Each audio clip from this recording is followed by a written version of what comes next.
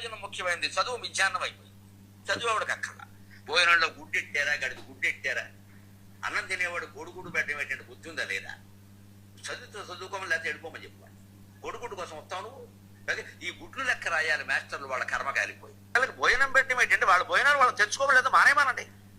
అంటే పిల్లలకు భోజనం పెట్టి పుస్తకాలు ఇచ్చి యూనిఫార్మ్ ఇన్ని ఇస్తే వాడు చదువుతాడా? శోభనం పెళ్లి కొడుకులో మంచం ఎక్కువ కూర్చుంటాడు. ఎందుకు చదువుతాడు? విద్యార్థికి ఇన్ని సౌకర్యాలా అవసరమా? చదువు రావట్లేదు ఎవరికి, భోజనాలే వస్తున్నాయి. పైగా అందులో బల్లి పడింది, పిల్లి పడింది, పడదా? ఆ వండి పెట్టే వాళ్ళకి డబ్బులు ఉండవు. ఎక్కడి నుంచి ఇస్తారు, ఎంతమందికి ఇస్తారు? మధ్యాహ్న భోజనంపై దాడి, గరికపాటి మాటలు, పేదలని అవమానించడం అని చెప్పి విపరీతంగా ట్రోల్ అవుతుంది. ఇది ఒక షాకింగ్ అండి, చాలా దారుణంగా ఉంది. బహుశా ఇన్హ్యూమన్, అమానవీయంగా ఉందని చెప్పాలి మనం. మధ్యాహ్న భోజనం ముఖ్యమైనది, చదువు మిథ్యాన్నం అయిపోయింది. చదువు ఎవడికి అక్కర్లా. భోజనంలో గుడ్డెట్టారా, గడికి గుడ్డెట్టారా, అన్నం తినేవాడు గొడుగుడు పెట్టడం ఏంటంటే బుద్ధి ఉందా లేదా? చదువుకోమని లేకపోతే వెళ్ళిపోమని చెప్పాలి. గొడుగుడు కోసం వస్తావు నువ్వు. ఈ గుడ్లు లెక్క రాయాలి మాస్టర్లు, వాళ్ళ కర్మ కాలిపోయి. వాళ్ళకి భోజనం పెట్టడం ఏంటంటే వాళ్ళ భోజనాలు వాళ్ళు తెచ్చుకోమని లేదా మానేమానండి. అంటే పిల్లలకు భోజనం పెట్టి పుస్తకాలు ఇచ్చి యూనిఫార్మ్ ఇన్ని ఇస్తే వాడు చదువుతాడా? శోభనం పెళ్లి కొడుకులో మంచం ఎక్కువ కూర్చుంటాడు. ఎందుకు చదువుతాడు?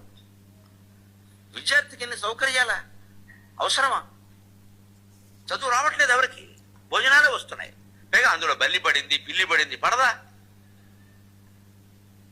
ఆ వండి పెట్టే వాళ్ళకి డబ్బులు ఉండవు. ఎక్కడి నుంచి ఇస్తారు, ఎంతమందికి ఇస్తారమ్మా? ధార పోస్తారు ప్రభుత్వం వాళ్ళు. ఎక్కడి నుంచి ఉన్నాయి డబ్బు? విద్య నేర్పడానికి వాళ్లకు మధ్యాహ్న భోజనం పెడితే నీకేం పని అంటున్నా.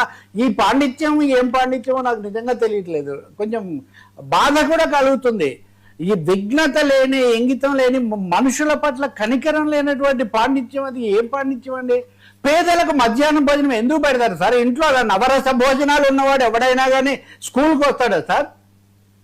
ప్రపంచవ్యాప్తంగా అధ్యయనాలు జరిగినవి, భారతదేశంలో జరిగినవి, మరీ ముఖ్యంగా తమిళనాడులో ఎంజి రామచంద్రన్, ఆంధ్రప్రదేశ్లో ఎన్టీ రామారావు గారు మధ్యాహ్న భోజనం ప్రవేశపెట్టి పిల్లలకు తిండి లేక పంపలేకపోతున్నారు, కూలి పనికి పంపుతున్నారు. తిండి లేకపోతే స్కూల్లో అన్నం పెడతారని తిండి కోసం అన్న పంపిస్తారు. చదువుకున్నారు సార్ అనేక మంది, మధ్యాహ్న భోజనం తిని చదువుకున్న వాళ్ళు ఉన్నారు. మహాపండితులు మనలాగా రకరకాల వేదికలు లేకపోతే వైభోగాలు చూసిన వాళ్ళు ఉండొచ్చు. కానీ ఈ మధ్యాహ్న భోజనం తిన్న వాళ్ళందరూ గాడిద గుడ్డు ఏంటి సార్? గుడ్డు పౌష్టికాహారము, ఎగ్ చాలా అవసరమని అందరు చెప్. అసలు మీరు ఊహించగలరా వర్మ? ఎవరు ఉరిమురిమే పిల్లల మీద పడినట్టుగా వాళ్ళు శోభనం పెళ్లి కొడుకు అనటం ఏమి విఘ్నత అండి? నేను అడుగుతున్నాను.